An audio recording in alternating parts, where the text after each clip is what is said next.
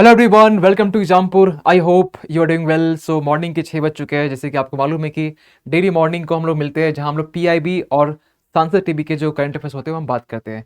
और आपके UPSC prelims की हम बात करें, चाहे मेंस की बात करें या फिर इवन इंटरव्यू की हम बात करें, तीनों के लिए हर एक जो पीआईबी का जो पार्ट होता है ये इंपॉर्टेंट होता है।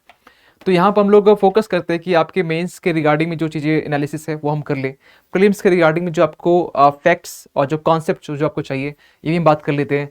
तो आज इसी सिलसिले में हमारे पास में कुछ गिने चुने कुछ आर्टिकल्स हैं और आई होप कि आप संडे इंजॉय किए होंगे। लेकिन आप ही के लिए हम संडे को भी हम करंट अफेयर्स लेके आते हैं, पीआईबी लेके आते हैं, ताकि आपको एक ब्रेक ना मिले।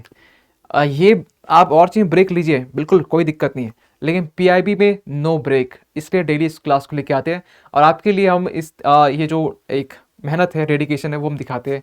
कुछ लोगों ने मेरे काम को सराहना भी किया है, तो थैंक यू सो मच। आपकी सपोर्ट्स ऐसे ही चाहिए, आगे भी चाहिए, ठीक है, ताकि इस क्लास को आप लोग को एक सुपर क्लास बनाना है और ये आप ही के हाथ में है और थोड़ा मेरे मेहनत के ऊपर में है ना।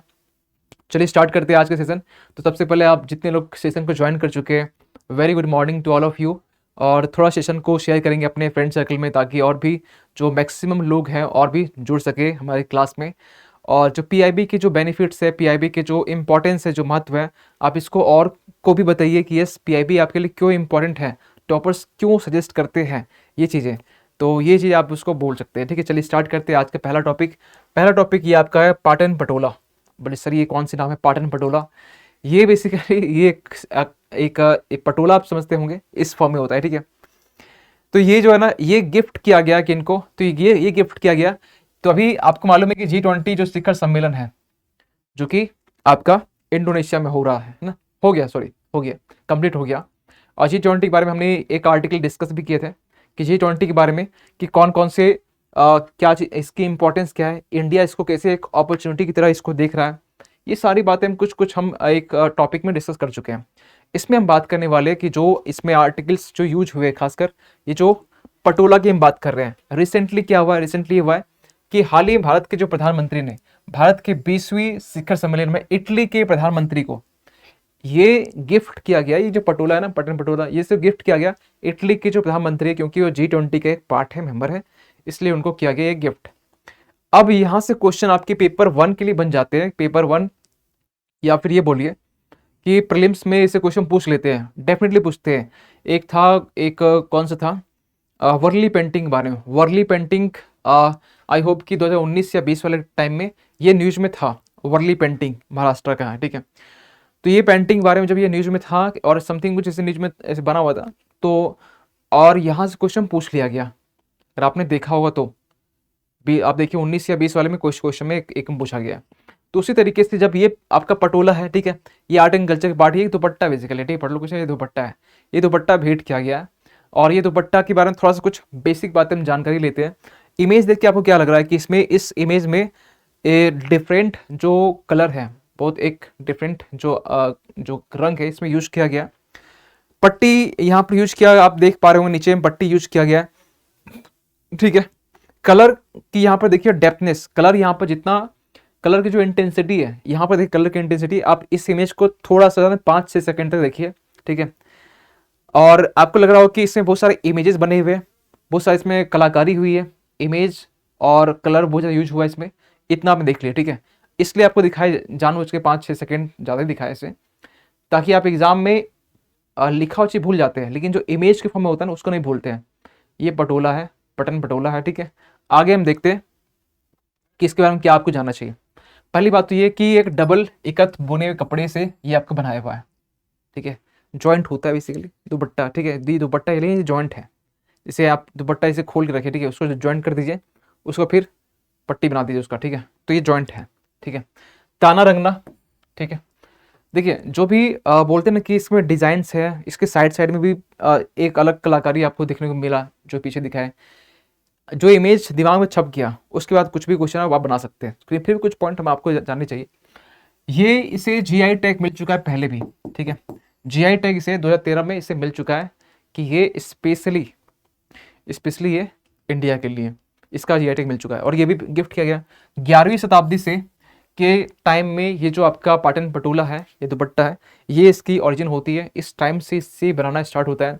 आज के टाइम में थोड़ी सी कलाकारी और भी डेवलप हो चुका है, मॉडर्न हो चुका है, मॉडर्नाइज हो चुका है। तो और भी इसमें हम लोग इमेज रख देते किसी, पहले लोग पंछी और या कुछ इमेज बनाते थे, इस टाइम में अब लोग चाहे तो शाहरुख खान बना सकते हैं। एग्जाम्पल ले रहे हैं, मतलब ऐसे जॉक्स अपार्ट। तो इसको भी हम बोल सकते हैं 11वीं शताब्दी से स्टार्ट हुआ है। क्वेश्चन ऐसे बनते हैं ना कि पाटन पटोला ये आपका भारत के कला जो संस्कृति इसका हिस्सा है, ठीक है। ये हाल ही में या फिर हाल बोल सकते हैं कि अभी 18वीं 16वीं इस शताब्दी में ये चीज़ का ओरिजिन हुआ है। आप फंस जाएंगे, ये तो 11वीं का हुआ है। ऐसे हम लोग सोचते नहीं कि ये आर्ट एंड कल्चर इतना पहले हुआ होगा। ऐसे बहुत पहले से इंडस वैली टाइम से चलता आ रहा है, वैदिक टाइम से, मुगल के टाइम से, फिर आपको गुप्ता के टाइम से। हर टाइम में कहीं ना कहीं आर्ट एंड कला संस्कृति आपने कहीं पढ़ा होगा हिस्ट्री में कहीं ना कहीं, ठीक है। तो जहाँ तक होता है हम लिंक वैसे कर देते हैं आपके बेसिक पार्ट, ताकि आप कुछ छोटे भी हैं तो आप अपने हिस्ट्री टीचर बोलना सर ये तो मैं छोड़ दिया, ये पढ़ाइए। तो एक टाइम एक पॉइंट यहाँ लिखा हुआ समय लेने वाली, क्या समय लेने, देखिए यहाँ पर इसका टाइम कंज्यूमिंग लिखना चाह रहे थे, लेकिन ये इसका हिंदी कुछ ही आया। टाइम कंज्यूमिंग ये है, मतलब क्या होता है कि आप इस चीज़ को बनाते हैं ना, तो बनाने ही में आपको 3 से 4 महीने लगते हैं।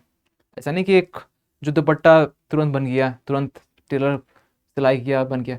3 से 4 महीने लगते हैं, क्योंकि इसमें जो कलाकारी होती है, इसमें जो इमेज बनते हैं, जो डायग्राम नहीं बोलेंगे, जो इसमें कलाकारी होती है वो बहुत टाइम टेकिंग होता है, टाइम कंज्यूमिंग होता है।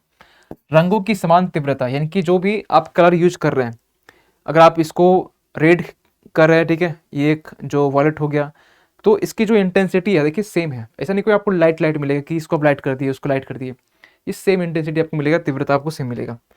इसके बाद यहाँ पर लिखा हुआ है कि दोनों तरफ डिजाइन तो है ही, ये ऐसा नहीं कि एक साइड आपने दिखा है, दूसरी साइड भी सेम तरीके डिजाइन है, टाइम टेकन इसलिए भी है। सेकेंड जो वर्ल्ड वॉर हुआ था ना, सेकेंड वर्ल्ड वॉर, तो उस टाइम में भी ये बना करता था इंडिया में। और लेकिन उस टाइम में सबसे बड़ा एक खरीदार जो था वो आपका इंडोनेशिया था, और इंडोनेशिया में ये गिफ्ट किया गया।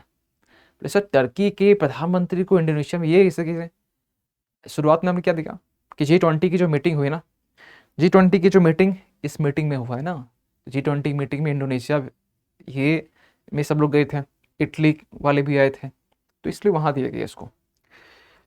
आगे बढ़ते हैं, अगला देख लेते क्वेश्चन। ये टॉपिक एक पहला टॉपिक इतना ही तक था। दूसरा टॉपिक क्या है, दूसरा टॉपिक आपका और भी इंटरेस्टिंग है।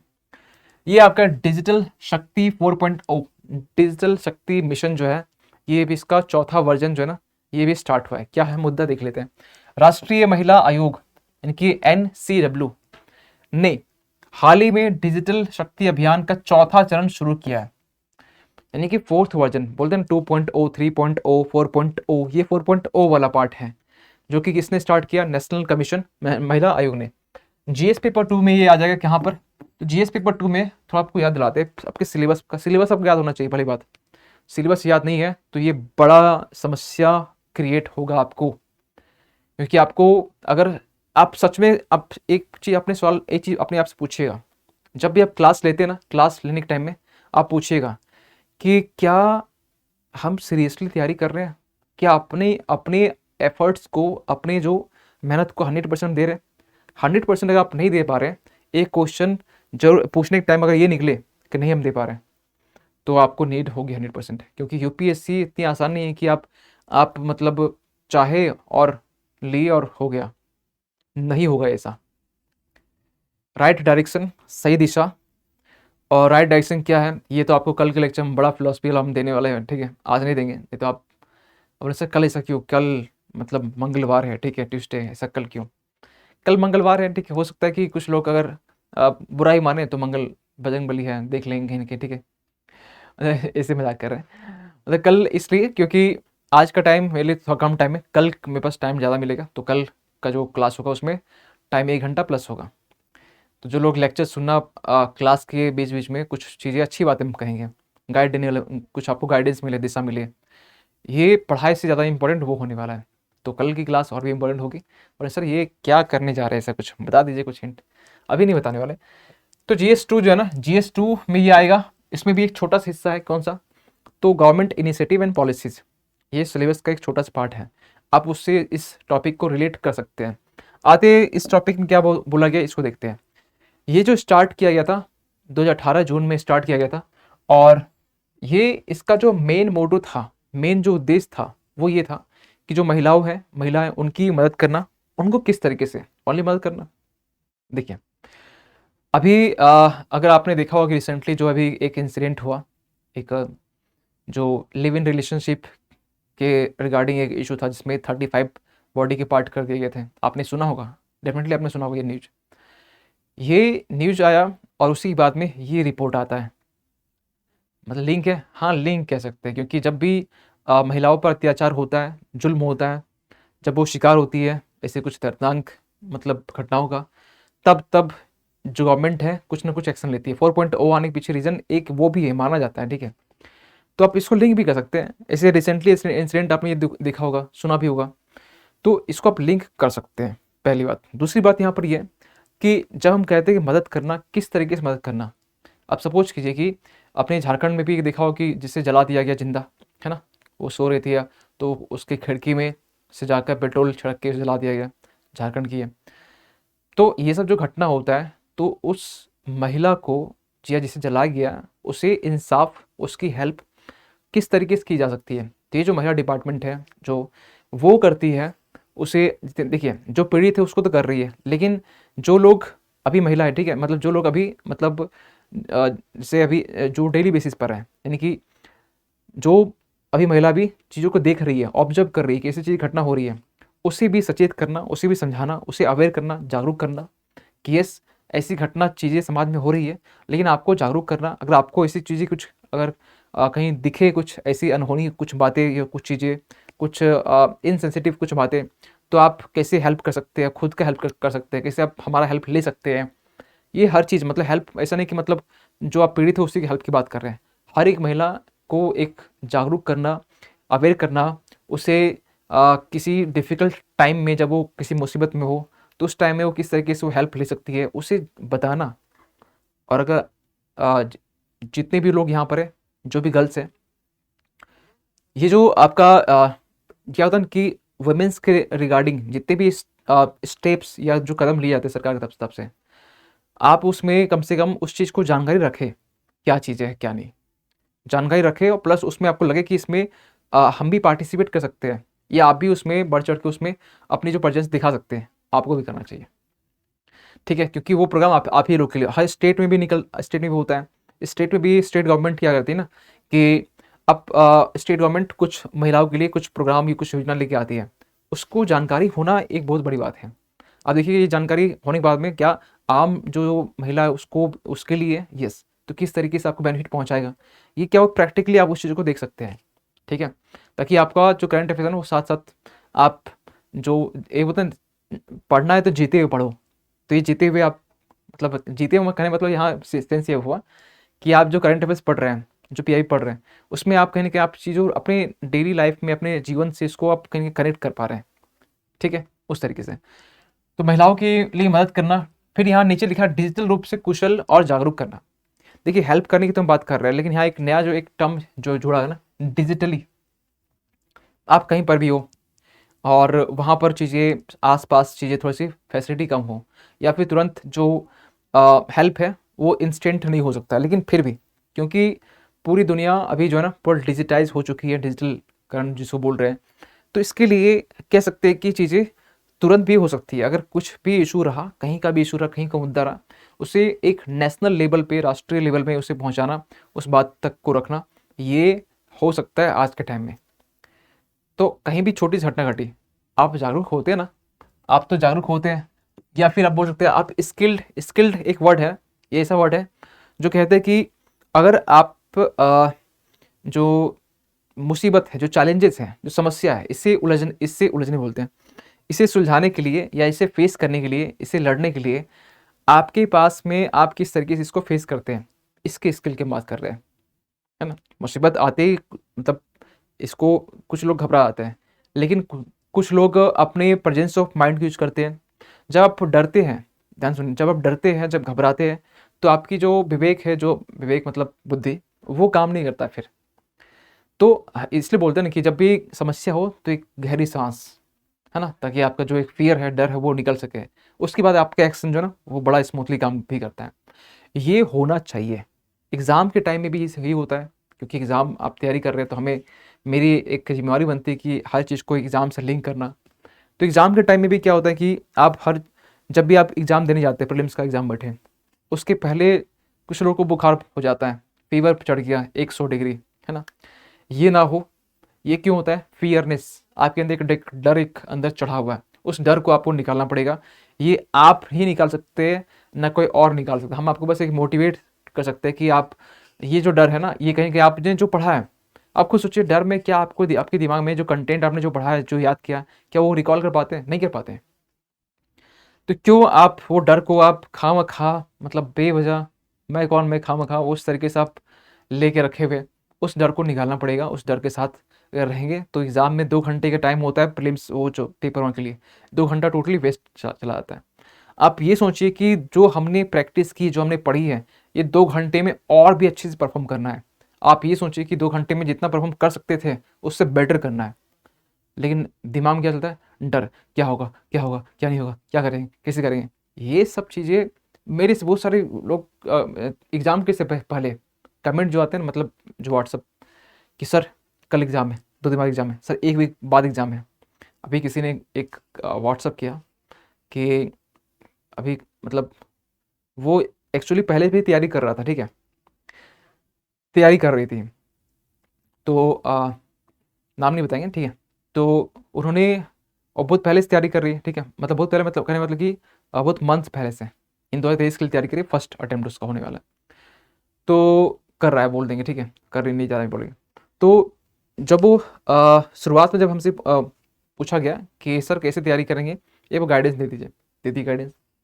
उसके बाद फिर क्या हुआ कि उन्होंने तैयारी करना स्टार्ट किया, और 1.5 से 2 महीने में फिर डिस्टर्बेंस बहुत ज़्यादा है आजकल के टाइम में। और आपसे भी कहते हैं, डिस्टर्बेंस और डिस्ट्रैक्शन दोनों से बच के रहना है, डिस्ट्रैक्शन से बच के रहना है। श्रुति शर्मा के बारे में थोड़ा सी एक बात बताना चाहते हैं। उन्होंने डिस्ट्रैक्शन बचने के लिए, डिस्ट्रैक्शन तो उन्होंने बची ही थी, ठीक है? उन्होंने ये भी कहा, आप इंटरव्यू देखना, ठीक है? कोई फ्रेंड नहीं। एग्ज़ाम, उन्होंने बोला फ्रेंड है मेरे पास, एग्ज़ाम के टाइम में कोई फ्रेंड नहीं।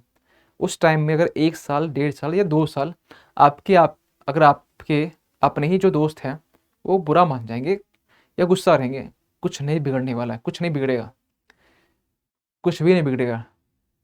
और यहाँ तक तो उन्होंने किया, ठीक है? दोस्त से कनेक्ट संबंध, प्लस उन्होंने अपने बाल जो है ना छिलवा लिए। कोई भी गर्ल जो होता है ना, वो बाल वाल नहीं से कटवाते हैं, लेकिन उन्होंने पूरा साफ, तभी तो उनके बाल अभी छोटे हैं ना। लेकिन जब वो तैयारी कर रहे थे, उस समय उसके बाल छोटे थे। ये जब वो उनका प्रीलिम्स मेंस निकलता गया, तो बाल थोड़ा बड़े होते गए, होते गए। इंटरव्यू जब आया, तो उस समय थोड़ा से और बाल बड़े हो गए।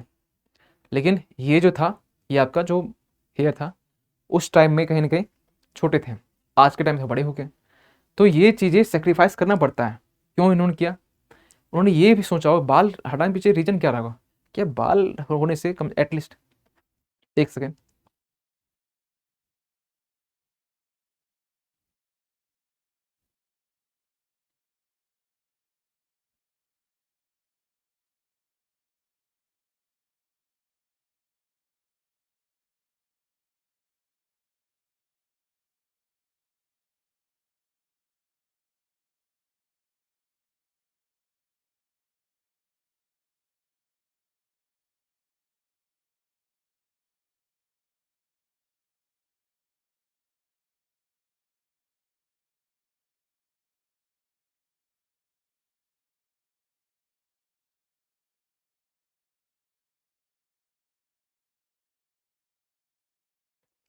Sorry for interruption. तो हम ये बात ही कर रहे थे, तो इसलिए डिस्ट्रैक्शन से बचते रहना है। अभी भी डिस्ट्रैक्शन था क्लास के बीच में, तो ऐसे डिस्ट्रैक्शन से आपको हमेशा बच के रहना है, ताकि आपको एग्ज़ाम के लिए बेनिफिट हो। तो इसीलिए डिस्ट्रैक्शन से बचने के लिए आपको हर चीज़, तो ये जो एक जो पर्सन था, एक स्टूडेंट मेरा, उन्होंने हमसे पूछा कि तैयारी करें, 1.5-2 मंथ में डिस्ट्रैक्शन हुआ। आपको मालूम है डिस्ट्रैक्शन कैसा होता है, और कौन सा, हम किसकी बात कर रहे हैं। वो भी डिस्ट्रैक्शन हुआ, ठीक है? इसके बाद से फिर कुछ मंथ वो परेशान रहा। फिर अभी वो हमसे ये कह रहा है कि सर हमें पढ़ाई करनी है, हमें बताइए स्ट्रेटजी, हमें फिर से तैयारी करनी है। हमने कहा भैया आपको पहले बताया गया था ना। तो बोला नहीं सर, ऐसे बात हो गया। क्या मतलब, इंसानियत भी अच्छी थी, अच्छी दिल साफ था उनका कि वो बोल रहे सर ऐसी-ऐसी बातें गलत तरीके से फँस गए थे। हमें लगा कि ये मतलब सामने से गलती को बोल रहा है, मतलब वो मान रहा है गलती वो उन्होंने किया है। तो हमें लगा नहीं। और देखिए आप मदद कर सकते हैं जब आपको लगे ना कि ये इसका दिल साफ है, तो मदद करने में आपको मतलब सही लगता है कि ऐसा नहीं लगता कि टाइम पास कर रहे हैं उसके साथ में, ठीक है? तो आप उसको हेल्प कर देते हैं। ये तो हम ऐसे बेसिकली क्या हम इग्नोर करते हैं। फिर क्लास के बीच में जब हम क्लास में समझाते हैं तो क्लास में चीज़ें सुना कीजिए, समझिए। लेकिन आप पर्सनली जब पूछते हैं तो ये चीज़ें कहीं न कहीं सही नहीं होता है। लेकिन जब लगता है कि हाँ, डेडिकेशन है, कर सकता है, तो हमें पर्सनली लोग हेल्प करते हैं। जैसे हमें लग गया कि किसी आप में से किसी कोई पर्सनली वो चीज़ें दिखता है हमें कि हाँ, वो आप अचीव कर सकते हैं। तो फैकल्टी भी आपको पर्सनल अटेंशन देता है कि आप वो कर सकते हैं, तो आपके ऊपर फोकस करना है। लेकिन आप जब तक खुद की मेहनत नहीं करेंगे, तब तक फैकल्टी भी नहीं करेगा। ठीक है? तो क्लास के अलावा अगर आप सोचते हैं कि फैकल्टी मेरे ऊपर अटेंशन दे, मेरे ऊपर तो आप फोकस करें, तो आपको खुद पे मेहनत करना पड़ेगा। ठीक है? चले आते हैं इसमें। तो डिजिटल रूप से कुशल और जागरूक साइबर सुरक्षा हो गया, ठीक है? साइबर सुरक्षा ये भी अलॉट मतलब ये भी अलॉट बोलते हैं, ये भी हमें इंश्योर करना पड़ेगा कि साइबर सिक्योरिटी के रिगार्डिंग, क्योंकि साइबर अटैक जब होगा, साइबर सिक्योरिटी का इशू होगा, तो कहीं की महिलाएं अपने आप को असुरक्षित फील करेगी, ये हो सकता है। अब यहाँ पर एक टर्म है क्या, एनसीएम, नेशनल कमीशन, यानी कि ये जो पीछे जो था एनसी, सॉरी ये कौन सा, एक सेकंड, एनसीडब्ल्यू है, एनसीडब्ल्यू है, ठीक है, राष्ट्रीय महिला आयोग, ठीक है, एनसीडब्ल्यू है, एम कर दी ना, अच्छा हमको लगा वो डब्ल्यू को एम बनाती है, ये है डब्ल्यू है, ठीक है। तो इसके बारे में ये है कि ये एक वैधानिक निकाय यानी कि स्टैट्यूटरी बॉडी है, पहली बात, प्रीलिम्स में इसे स्टेटमेंट पूछ ही लेते हैं। 1992 इसकी स्थापना की गई थी, और मेन जो इसका एक उद्देश्य ये है कि ये समानता और समान भागीदारी यानी इक्वालिटी और इक्वल अपॉर्चुनिटी की ये बात कर, यानी इक्वल पार्टिसिपेशन, यानी कि ऐसा नहीं कि हर एक से कुछ महिलाओं को सेपरेट कर दिया जाए, हर एक महिला की भागीदारी यहाँ सुनिश्चित करना, ये इनका एक लक्ष्य है। और इक्वालिटी, समानता, ऐसा नहीं कि एक किसी पर्टिकुलर एक कास्ट या ग्रुप को हम लोग ट्रीट कर रहे हैं महिलाओं को और किसी को ट्रीट नहीं कर रहे, ये भी नहीं, ये सबके लिए इक्वल होना चाहिए। दूसरी बात यहाँ पे है कि 4 पॉइंट बोला गया, समीक्षा, सिफारिश,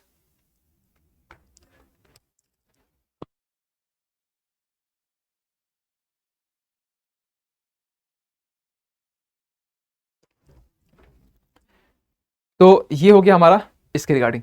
अब यहाँ एक पॉइंट बोला गया कि समीक्षा, सिफारिश, सुविधा और सलाह, ये 4 पॉइंट को लिख लीजिए और 4 पॉइंट को आप मेंस में कोट कर देना, ये आपका आंसर और खिलेगा और निखर के आएगा क्या इसमें बात की जा रही है। अब सर ये तो क्या समीक्षा की बात की जा रही है, और या फिर क्या बोले क्या रिव्यू की बात की जा रही है।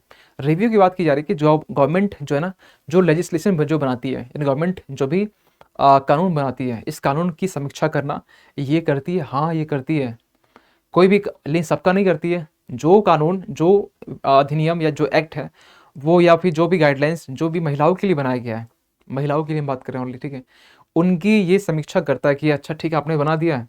सुप्रीम कोर्ट करती है जुडिशियल रिव्यू यानी कि न्यायिक समीक्षा, वो अलग बात है ना। लेकिन यहाँ पर वुमेन्स जो डिपार्टमेंट जो आयोग है, इन ये भी करती है ओनली महिलाओं के लिए, ये हो गया पहली बात।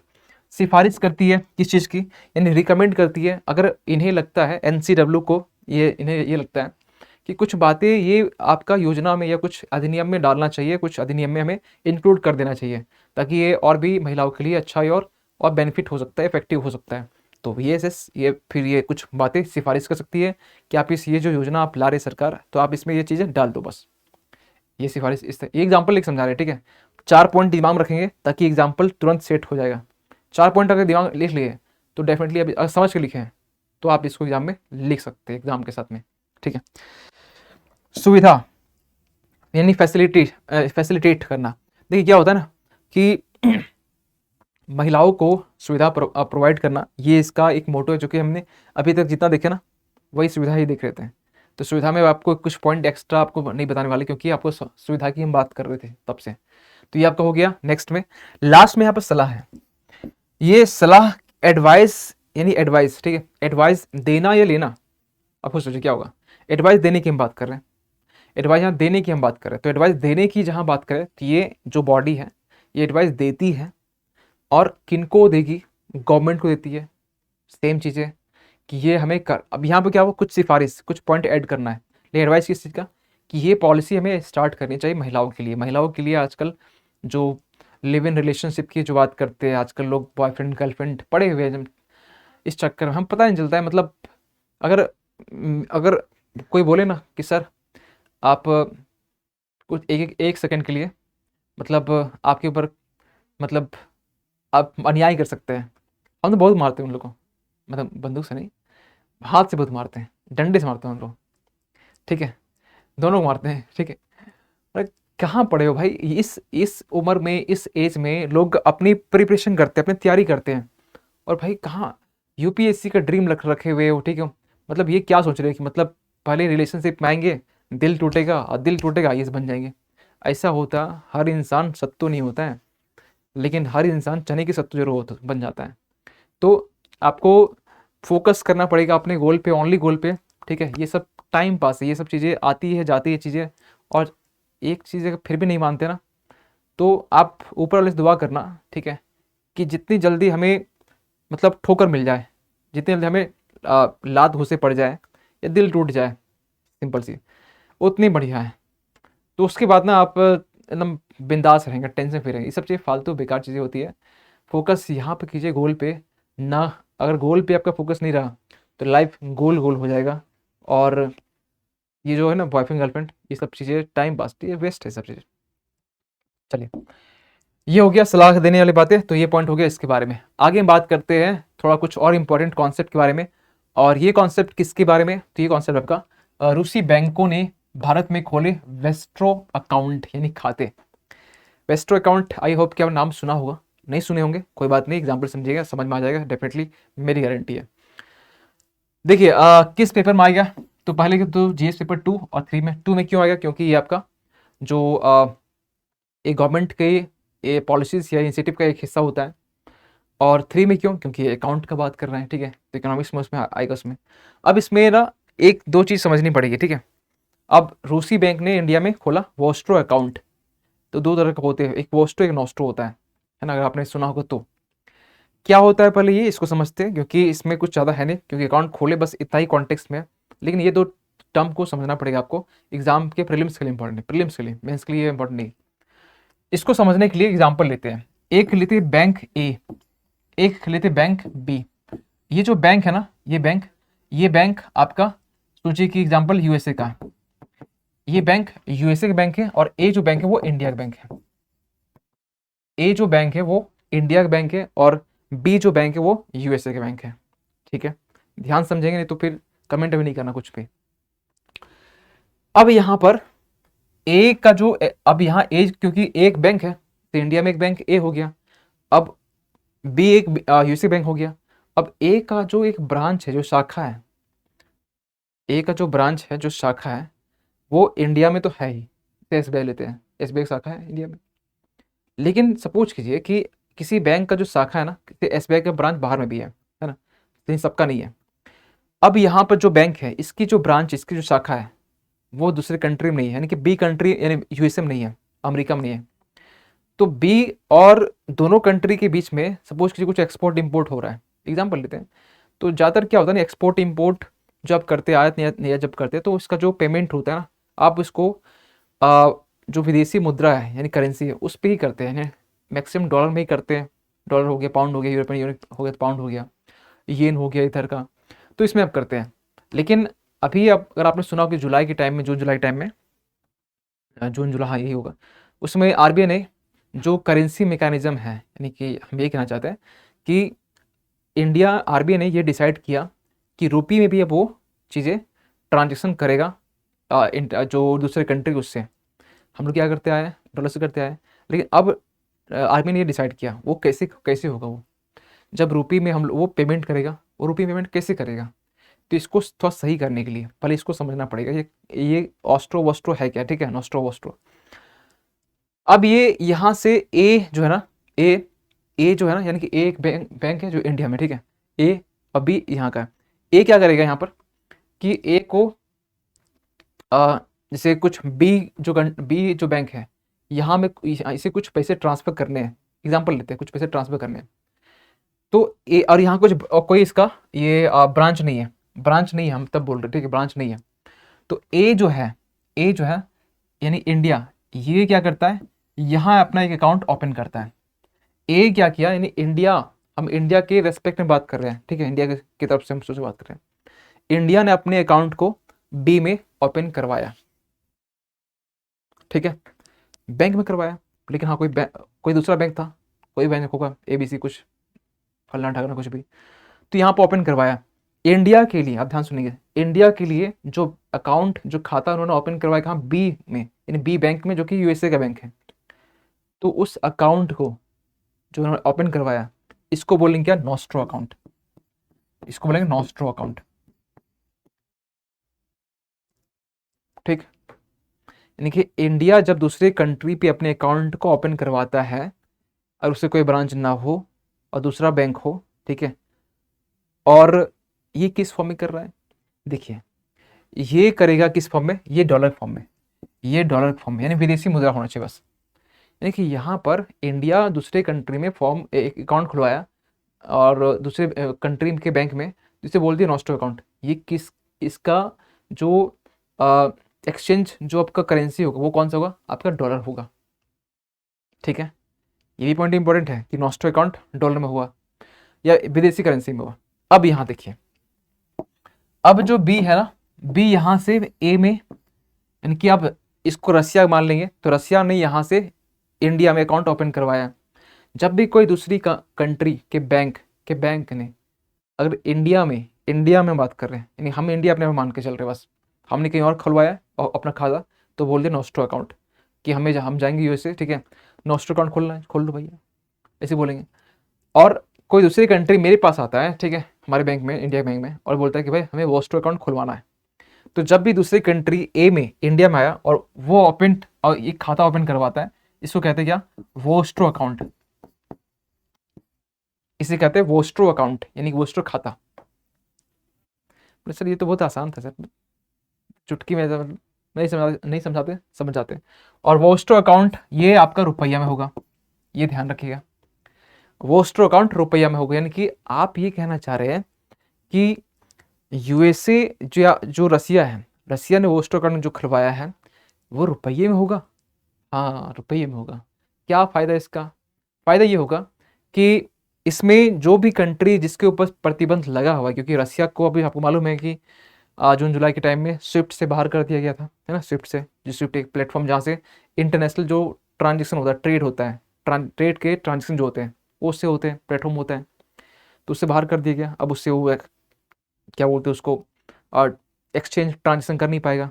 तो इंडिया ने शुरुआत में बोला था, RBI ने बोला था कि कुछ करेंसी मैकेनिज्म कुछ लेके आते हैं, जिसके जरिए रुपीज़ में, रुपया में ही हम लोग ट्रेड कर सकते हैं। यानी कि क्या हुआ, किसी दूसरी कंट्री से हम लोग कुछ खरीदते हैं, डॉलर पेमेंट करना पड़ता है, ठीक है, या फिर डॉलर पेमेंट और डॉलर देना भी पड़ता है, सब कुछ, मतलब आप तेल ले रहे हो, डॉलर दीजिए, आप किसी कुछ बेच रहे, मतलब कुछ भी चीज़ें आपको, मतलब डॉलर ही मिलने वाला है, डॉलर मिल रहा है, डॉलर दे भी रहे हैं। लेकिन अब यहाँ पर RBI ने थोड़ा स्टेप लिया है, और खासकर नॉस्ट्रो वोस्ट्रो अकाउंट ये करेगा कि जो कंट्री जिसको प्रतिबंध लग चुका है उसके लिए ये बड़ा इंपॉर्टेंट है, क्योंकि वो लोग अब इसके जरिए रुपीज़ में अब क्या वो करेंगे कि अब एग्जाम्पल ले लेते हैं, ठीक है, एग्जाम्पल ध्यान समझिए कि USA है, USA मांग चलते हैं या रसिया मांग चलिए, ठीक है। अब जो अमेरिका यहाँ पर है, अमेरिका क्या करेगा कि इंडिया को कुछ पैसे भेजने हैं, इंडिया को कुछ, क्योंकि इंडिया से कुछ मंगवाया, एग्जाम्पल लेते हैं, इंडिया से कुछ मंगवाया, ठीक है, वो बड़ा पार्ले जी का जो बिस्किट है ना, क्या पैकेट है, वो मंगवा लिया, और उसे देने इंडिया में $100, $100, है ना। अभी डॉलर का अभी क्या एक्सचेंज रेट है, 81 कुछ होगा ना, 81 के आसपास, जो भी है, 80 लेके चलते हैं, ठीक है, 80 लेके चलते हैं, $100 उसे इंडिया को देने हैं। अब क्योंकि देने के लिए उन्होंने एक जरिया, एक मार्ग बोल सकते हैं, वो ढूंढा वोस्ट्रो अकाउंट के जरिए। हाँ सुनिए इस चीज़ को, वोस्ट्रो अकाउंट का एक जरिया उन्होंने ढूंढा, और उन्होंने क्या किया कि इस बैंक में, यानी कि जो बैंक बी है USA में, अब वहाँ पर गया, क्योंकि जहाँ वोस्ट्रो हुआ, नोस्ट्रो भी अपने आप खुल जाएगा। नोस्ट्रो आपस में लिंक है, ठीक है, ऐसा नहीं कि वोस्ट्रो खुल गया नोस्ट्रो खुला नहीं, वोस्ट्रो खुला, नोस्ट्रो अपने आप खुल जाएगा, अपने अपने मतलब वो भी खुल जाता है, बिना वोस्ट्रो का नोस्ट्रो नहीं होगा, बिना नोस्ट्रो वोस्ट्रो नहीं होगा, ठीक है। अब सर क्या नोस्ट्रो वोस्ट्रो किए जा रहे हैं, ठीक है, आगे बढ़िए। तो यहाँ पर अमेरिका ने क्या किया, अमेरिका ने कुछ पैसे देने इंडिया को, ठीक है, और इंडिया सोच रहा है यार डॉलर बड़ा डॉलर डॉलर हो गया, ठीक है, मेरे पास करेंसी आ जाए ना रुपीज़ में, वो बड़ा सही रहेगा। तो यहाँ से वो क्या करेगा, इस बैंक में जाकर, अब क्योंकि नॉस्ट्रो डॉलर में हो रहा है ना, ये यहाँ पर क्या करेगा, इस चीज़ को डॉलर में ही वो सबमिट कर दिया, $100।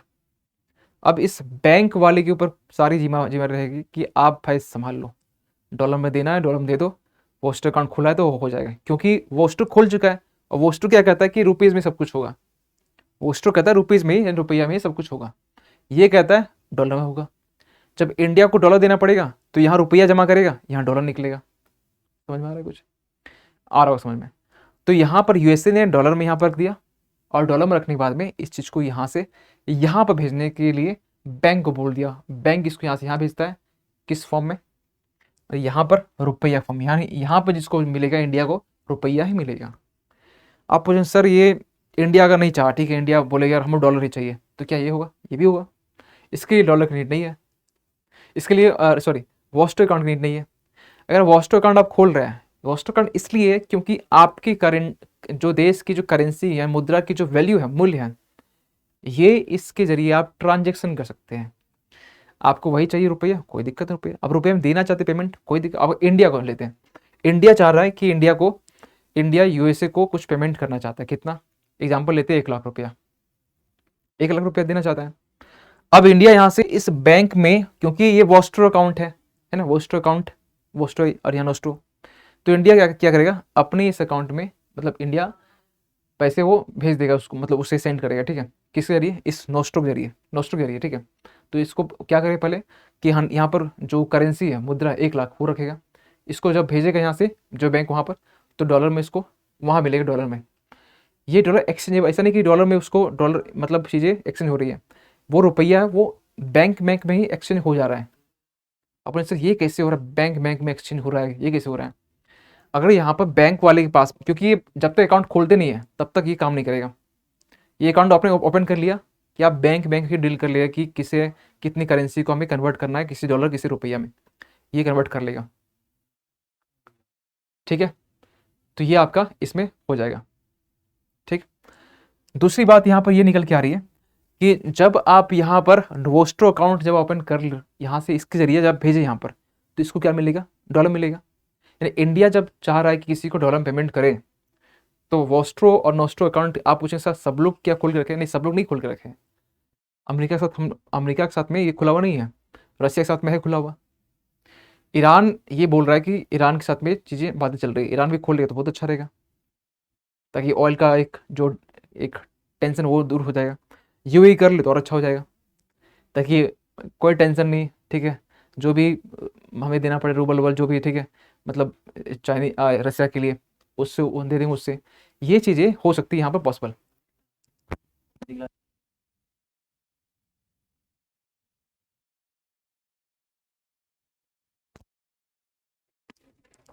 ठीक है, तो ये हो गया, ठीक है।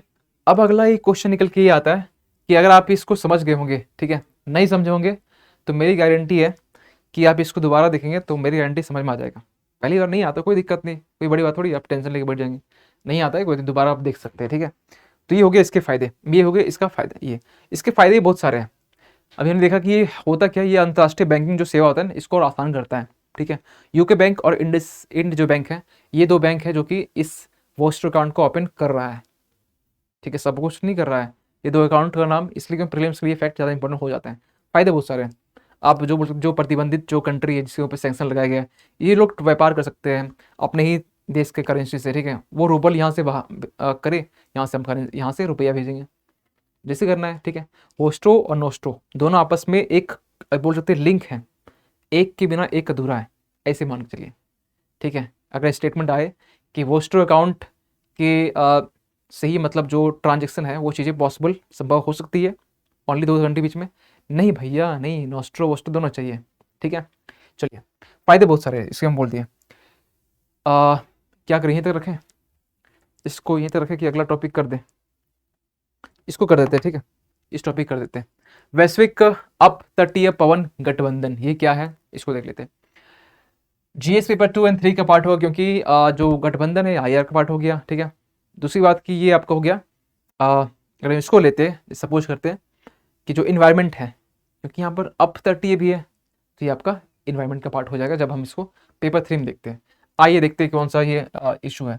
हाल ही में क्या हुआ कि 9 नए देशों ने COP27 में ग्लोबल ऑफ शोर विंड एलियंस के लिए साइन अप किया, यानी कि अपने आप को रजिस्टर, साइन अप समझते हैं ना, फेसबुक में आप साइन अप करते हैं, तो ये यहाँ भी रजिस्टर किया है, रजिस्टर अपने आप को। तो इन्होंने रजिस्टर किया COP27 में, जो भी रिसेंटली मीटिंग जो चल रहा था इसके, इसमें कौन सी मीटिंग चल रही है 27 का, कहाँ पर, ये आपका UAE में, ठीक है, शर्म अल शेख, आपको बताए भी होंगे। तो यहाँ से इन्होंने अभी कुछ कंट्री ने साइन अप किया है। देखते हैं क्या ये चीज़ है, किस बला का नाम है ये। देखिए, रैंप अप तटीय हवा, क्या चीज़ें लिखी हुई है। देखिए, ये जो ऑफशोर, ये जो आपका रिसेंटली जो हुआ ना, क्या बोलते हैं इसको, गठबंधन, इस गठबंधन में बेसिकली फोकस ये किया गया है कि जो भी पवन ऊर्जा होती है, पवन ऊर्जा भी हम लोग दो टाइप के कर सकते हैं, एक तो ऑफशोर, एक ऑनशोर, मतलब एक तटवर्ती ऑनशोर, एक ऑफशोर। क्या अंतर होता है दोनों में, दोनों में डिफरेंस क्या होता है, इसको समझते हैं। लेकिन इससे पहले हम ये समझते हैं, ये जो गठबंधन है, ये जो स्टार्ट किया गया है, ये बेसिकली ये स्टार्ट कब हुआ था, ये स्टार्ट हुआ था 2005 में। किसने किया था, तो 3 लोग यहाँ पर हैं, अंतर्राष्ट्रीय अक्षय ऊर्जा एजेंसी, ठीक है, एक डेनमार्क ने, और वैश्विक पवन ऊर्जा परिषद ने, 3 लोग मिल किए थे। और ये डेटा आपके प्रीलिम्स के लिए बहुत ज़्यादा इंपॉर्टेंट हो जाता है, क्योंकि जब हम इस तरह हम बात करते तो अब उसे याद कर ले, याद मत कीजिए, शॉर्ट में याद कर लीजिए। एग्जाम में अगर आपको बस रिकॉल करना पड़ेगा, आप क्यों पर याद कर लेंगे, आप इसके जगह पर आप ये नहीं बोलेंगे कि हम IRENA याद कर लेंगे, अरीना, एक अरीना हो गया, डेनमार्क हो गया, डी कर देंगे, और वैश्विक पवन ऊर्जा यानी कि इसको बोल देंगे ग्लोबल विंड AC। आप इतना इससे अच्छा अरीना डी कर लीजिए, या फिर उतना भी छोड़ दीजिए, जाइए छोड़ दीजिए, IDG कर लीजिए, IDG कर लीजिए। 3 लोग यहाँ पर है, क्योंकि एग्जाम में आपको सामने रहेगा, आपको बस रिकॉल करना है यार, इसमें IDG पढ़े हैं, 3 लोग थे यहाँ पर, ठीक है, एग्जाम में के रिकॉल के लिए बता रहे, प्रीलिम्स के लिए, मेंस के लिए इंपॉर्टेंट नहीं। तो ये आपका हो गया इम्प्लीमेंटेशन बॉडी। दूसरी बात, तटवर्ती, अब तटवर्ती ये क्या होता है, इसको समझिए, इसको समझते हैं। इसको समझने के लिए थोड़ा सा एग्जाम्पल लेते हैं, और एग्जाम्पल लेने के लिए हम कुछ इमेज दिखाते हैं आपको। ये इमेज देख रहे हैं, ये आपका दिखाई दे रहा है कि ओशन में पिलर लगे हुए, पिलर में आपको जो एक विंग लगा, पिलर में विंग लगा हुआ है, और ये विंग जो पवन की जो ऊर्जा है, यानी विंड है, विंड के जरिए मूवमेंट करती है, और इस मूवमेंट के बाद में ये जो ऊर्जा है हम लोग इसको प्राप्त करते हैं।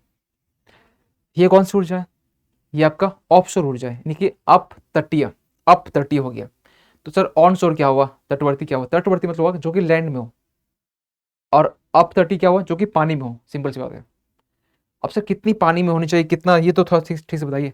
पानी की हम बात करें तो 200 समुद्री मील, यानी कि 200 नॉटिकल मिल्स, 200 नॉटिकल मिल्स ये होनी चाहिए, इतनी तट से दूरी।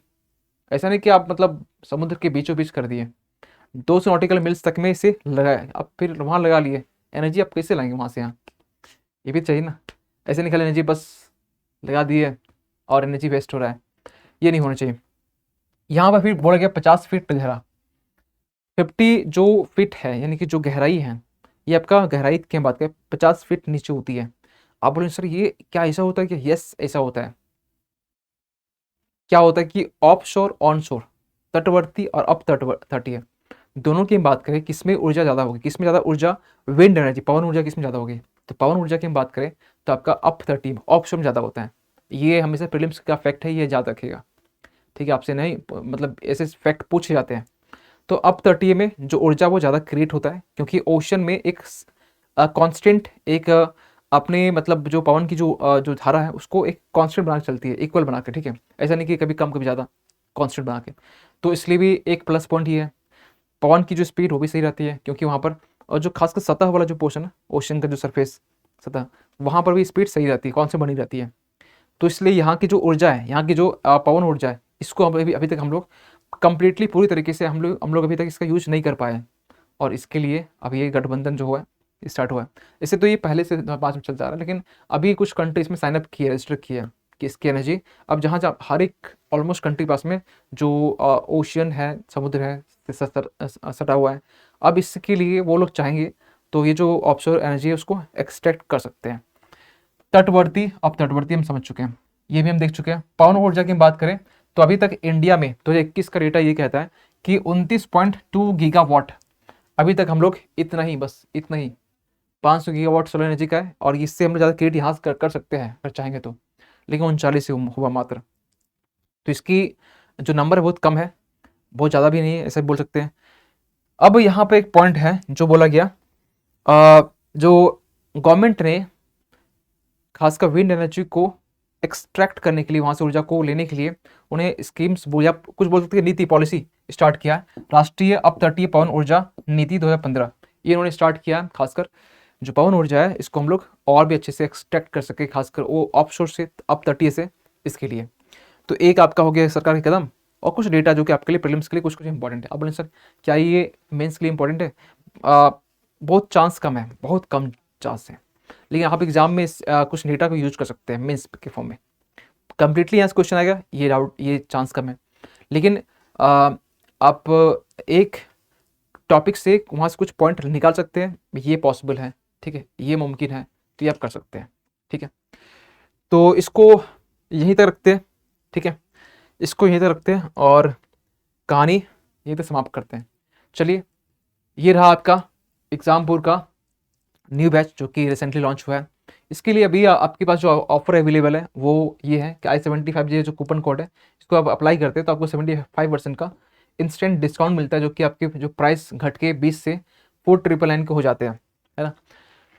फीचर्स की बात करें तो इसमें live classes, PDF notes, day wise study plan, practice sessions, zoom doubt session, ये आपको यहाँ मिल जाते हैं। अगर वन टाइम पेमेंट नहीं करना है, हो सकता है, तो वन टाइम पेमेंट नहीं करने के लिए आप इसके EMI पे भी जा सकते हैं। 3 मंथ का EMI जिसमें आपको 2000 रुपीज़ पर मंथ लग जाते हैं। Same coupon code. अगर अभी तक एग्जामपुर एप्लीकेशन डाउनलोड नहीं किया है तो आप एग्जामपुर एप्लीकेशन डाउनलोड कर सकते हैं। करना क्या, एग्जामपुर में आपको जाना है और प्ले स्टोर में जाना, आपको सर्च करना एग्जामपुर, आपको इंटरफेस मिलेगा किस चीज़ का, तो एग्जामपुर सरकारी नौकरी प्रेप इंस्टॉल करेंगे इसको, और इसको ओपन करेंगे, अपने नाम को रजिस्टर यानी साइनअप करेंगे, जो साइनअप अभी देखिए आपने। इसके बाद वो सारे फीचर्स जो कि एग्जामपुर एप्लीकेशन आपको प्रोवाइड कर रहा है आप इसको एक्सप्लोर कर सकते हैं। अगर हम बात करें अनलिमिटेड क्विज एंड प्रैक्टिस के बारे में, फ्री प्रीवियस ईयर को शॉर्ट क्वेश्चन पेपर्स के बारे में, ऑल इंडिया एक्सक्लूसिव टेस्ट के बारे में, फ्री PDFs के बारे में, या स्ट्रक्चर पेड कोर्सेज या जॉब सेट्स के बारे में, ये सब आपको मिल जाता है। फिर भी कुछ डाउट होते हैं मन में, कुछ शंका, तो आप इसके लिए इस नंबर पर कॉल कर सकते हैं।